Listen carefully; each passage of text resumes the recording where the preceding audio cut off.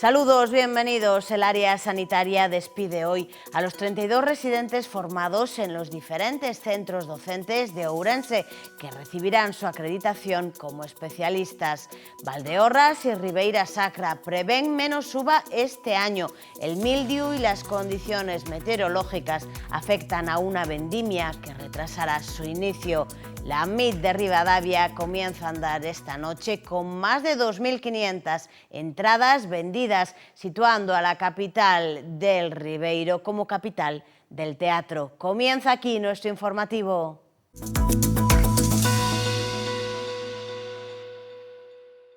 Y este mediodía se celebraba el acto de despedida a los 32 residentes que se han formado en distintos centros docentes de Ourense, que reciben así su acreditación como especialistas. No es de extrañar que veamos muchas caras de satisfacción, y es que mañana sábado terminan su periodo formativo en los diferentes centros de Ourense. Estos y estas 32 residentes, ahora especialistas. 13 en medicina familiar y comunitaria, el resto en diferentes especialidades como anestesia y rehabilitación, oftalmología, neumología, medicina preventiva. Cerca del 90% son mujeres, y es que la columna vertebral del sistema sanitario actual es femenina. En la sanidad actual, detrás de cada guardia, de cada turno interminable, de cada diagnóstico preciso y de cada palabra de consuelo a personas enfermas, hay una mujer que superó obstáculos, que concilia vidas imposibles y que da muestras de una entrega admirable a su vocación.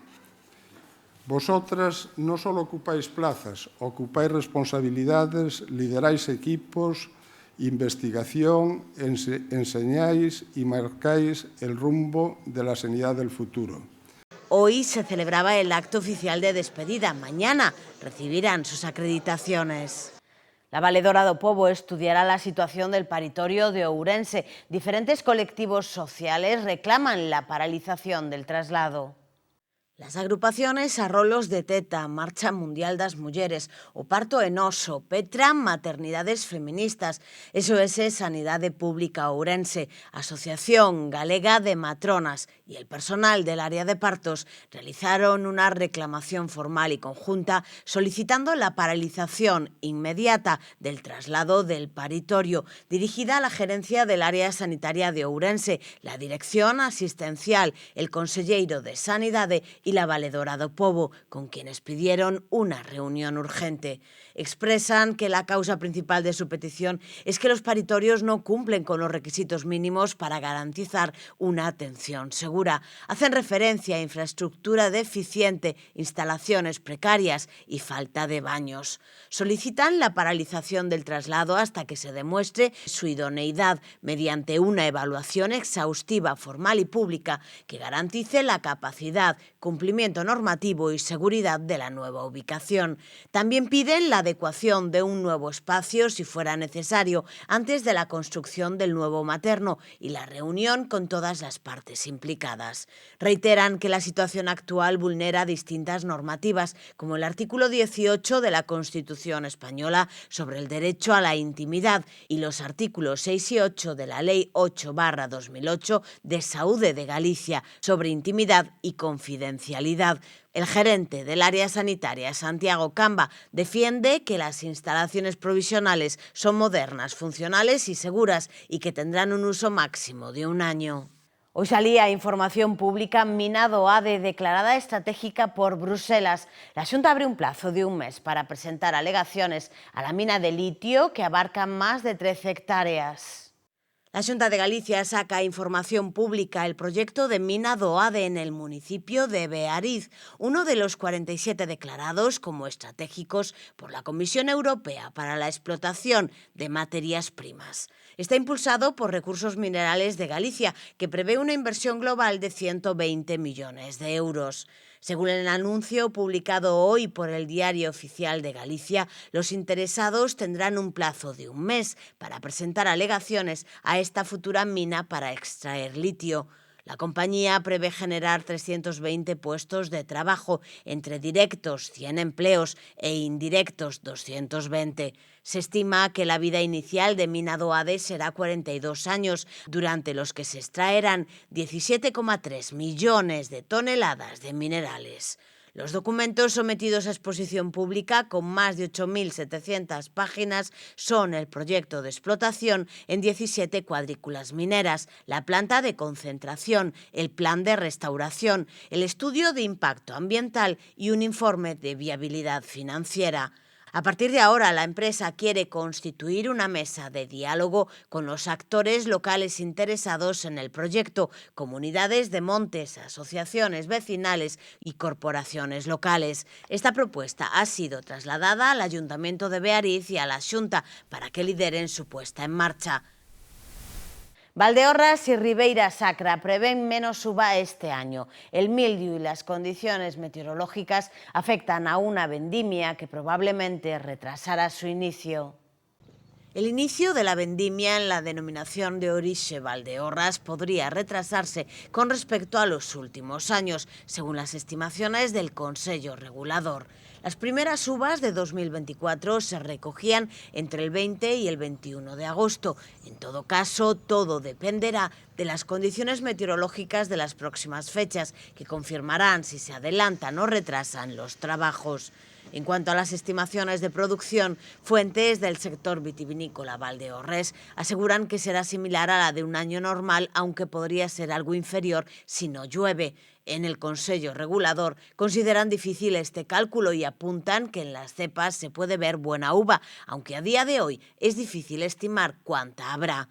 Cabe recordar que en octubre de 2024 los viticultores cerraron una vendimia récord con más de 8,2 millones de kilos de uva, 6,1 millones de la variedad Godello y 1,2 Mencía, muy por encima de los 444.000 de Palomino Fino o los 343.000 de Garnacha Tintorera. Las altas temperaturas y las escasas lluvias castigaron a los viñedos de la denominación con ese ligero descenso de la producción. Las viñas también acusaron los efectos del mildiu debido a las lluvias primaverales y la humedad. El mayor peligro llega de la mano del riesgo de tormentas o el granizo. Los ataques de mildiu que hubieron de combatir algunos productores de la DO Ribeira Sacra, sumados al granizo que cayó en ciertos puntos del concello de Tribes, llevan a pensar en una cosecha inferior. Se prevé que la vendimia dé comienzo en la Ribeira Sacra a finales de agosto o primeros días de septiembre, siempre dependiendo de las condiciones meteorológicas que registre la zona. En todo caso, hay que apuntar que la última campaña arrancó un 29 de agosto para finalizar con una producción de 4,8 millones de kilos, correspondiendo el 82% de la uva, variedades tintas y blancas, el 18% restante. O Teatro Principal vai renovar o seu escenario, tamén a pantalla de proxección de cinema e aposta pola eficiencia enerxética das instalacións. Unha empresa especializada será encargada de colocar o novo piso do escenario utilizando materiais que van facilitar a montaxe e desmontaxe das distintas actividades que acolle o recinto. O Teatro Principal da Deputación de Ourense estará de estrea no inicio da nova tempada, no mes de setembro, logo das obras de reforma iniciadas esta semana e que suporán a renovación do seu escenario, a instalación dunha nova pantalla de cinema e un sistema de iluminación actualizado e máis eficiente enerxéticamente. As obras de renovación deste espazo cultural teñen un orzamento de preto de 108.500 euros, dos que máis de 43.000 estarán destinados á renovación do escenario. O actual correspóndese coas instalacións orixinais do ano 1992, data na que se rematou a rehabilitación do inmoble. Unha empresa especializada neste tipo de proxectos é a encargada de colocar un novo piso, utilizando materiais técnicos que facilitan a montaxe e desmontaxe das distintas producións que acolle o teatro. Tamén o escenario procederase á substitución da actual pantalla para proxeccións audiovisuais en uso desde hai 15 anos. Cun orzamento de máis de 17.300 euros vaise instalar un novo equipo mecanizado que axilizará a montaxe de pantalla e ofrecerá unha mellor calidade de imaxe. Nesta semana iniciáronse ademais os traballos de instalación dun novo sistema de iluminación nas zonas comúns do inmoble, un investimento próximo aos 48.000 euros que se enmarca na forte aposta que está a realizar a Deputación de Ourense para mellorar a eficiencia enerxética dos centros dependentes da institución provincial. Esta mañá presentábase unha nova edición da Feira do Pemento de Oimbra. O vindeiro 3 de agosto chega unha nova edición da Feira do Pemento de Oimbra. Un pemento que se cultiva, se cuida entre os valles e a serra de Oimbra. Unha terra que, ademais de dar pementos, ten outro tipo de hortalizas, ten cebolas e, sobre todo, ten viño. O sea, todos os ingredientes para unha rica economía e calidade de vida dos veciños de Oimbra. O programa ven repleto de actividades, o prato forte, por suposto, a degustación de todas esas receitas elaboradas pola veciñanza, pero haberá tamén comida popular, música e propostas para a cativada. Chega a súa 28 edición, era xa por o ano 1998, é dicir, xa o século pasado estamos falando, cando se fixo a primeira edición da Feira do Pemento. Desde estes 27, 28 edicións que vamos facer agora, levas avanzado moito, pero sin perder a esencia. A esencia é poñer en valor a riqueza da nosa horta, a riqueza da horta do Oimbra, donde o rei é o pemento de Oimbra.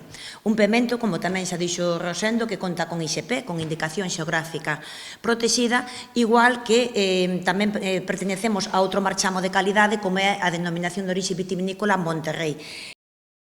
A Insoa dos Poetas do Carballiño vai rendir homenaxe ao legado cultural, político e literario de Castelao na Festa da Palabra. Durante a celebración vaise descubrir a instalación escultórica deste ano, A Porta de Castelao, realizada polo escultor ourensán Antón Pulido. Este sábado vaise celebrar a 17ª Festa da Palabra da Insoa dos Poetas, que nesta edición rende homenaxe ao legado cultural, político e literario de Castelao. O evento, impulsado pola Fundación Insoa dos Poetas, converte cada verán a Esgueva na capital da exaltación da cultura e a lingua galegas. A xornada comezará coa entrega de premios. Son 7 galardóns que todos os anos temos a sorte e temos a honra de que o escultor Acisclo Manzano, que hoxe nos acompaña, pois sexa o autor destas pezas orixinais e únicas. Como a cada ano, no transcurso da celebración vaise descubrir a nova instalación escultórica da Insoa, neste caso, realizada polo escultor ourensán Antón Pulido en homenaxe a Castelao. Para nós, este monumento é unha metáfora. É unha metáfora da busca da identidade, da cultura ou da memoria de Galicia, coa figura de Castelao como guía ou como a personificación desa meta. É unha invitación a un encontro significativo cunha parte fundamental do ser galego. Tamén se presentará un texto inédito sobre Castelao, obra de Blanco Amor. Cando morre Castelao, o goberno que el presidía o Consello de Galiza, que era o goberno galego no exilio, pois encárgalle a 3 persoeiros 3 monografías, 3 traballos. A Luís Seoane encárgalle o Castelao artista. A Eduardo Blanco Amor encárgalle o Castelao escritor. E a Ramón Suárez Picallo encárgalle o Castelao político.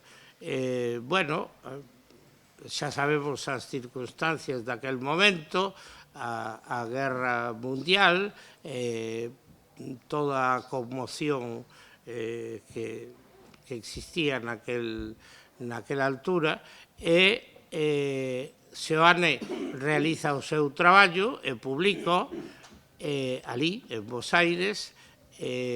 Eduardo Blancobor realiza o traballo de Castelao escritor, pero non chega a publicarse. A MIT de Ribadavia bota a andar esta noite con máis de 2.500 entradas vendidas e situando a vila como capital do teatro. Ribadavia volverá a ser un ano máis o grande epicentro do teatro galego, estatal e internacional, coa celebración da Mostra Internacional de Teatro.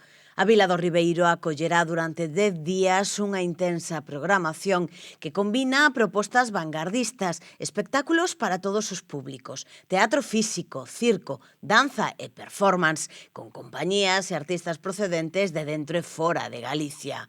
A expectación é máxima, xa se venderon máis de 2.500 entradas, un dato que evidencia o arraigamento e o prestixio da MIT, que cada verán transforma Ribadavia nun gran escenario escénico ao aire libre e que mantén viva a súa aposta pola calidade, a innovación e a diversidade. Hoxe a mostra comezaba oficialmente coa inauguración e entrega do Premio de Honra da MIT o seu exdirector Roberto Pascual e coa obra Grandísima Ilusión de Cris Blanco no Auditorio do Castelo. A venda de entradas continúa aberta tanto presencialmente na oficina da MIT como na billeteira do auditorio, así como en liña a través da plataforma taquilla.com. A venda diaria abrirá cada noite a partir das 9. O Concello de Ribadavia convida a veciñanza e visitantes a gozar dunha mostra única que leva máis de 40 anos celebrando a cultura, facendo de Ribadavia un lugar de encontro para as artes escénicas contemporáneas e para o público que busca emoción, pensamento e diversidade creativa. A vindeira semana os concertos do Xacobeo patrocinan o Son do Mar en Cambados, o Morriña Festival na Coruña e o Vendaval Fest en Ribadeo. O festival O Son do Mar terá novo escenario na súa edición 2025. Será en Cambados os días 24, 25 e 26 de xullo. O xoves 24 actuarán Xinova, Dorian e Ultraligera. A gran novidade este ano é a unión do Son do Mar e o Sachazo Rock, creando un festival máis completo e atractivo, así que o venres estarán El Drogas, Ilegales, Heredeiros da Cruz e Dijou, e o sábado tocaralle o turno a música urbana con Belé, El Gant, Mar Lucas e Drefquila. O Porto da Coruña collerá os días 25 e 26 unha nova edición do Morriña Festival.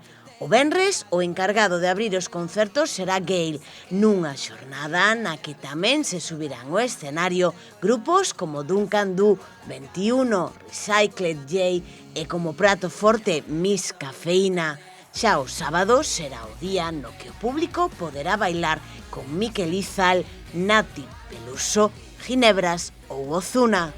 E cambiando de rexistro ese mismo fin de semana, viaxamos ata Ribadeo, onde o Vendaval Fest reunirá bandas de rock e punk durante 2 xornadas, cun cartel encabezado por Boicot, Lendacaris Muertos e Reincidentes, e no que tamén aparecen The Mother Crow, Aphonic ou The Grassland Sinners.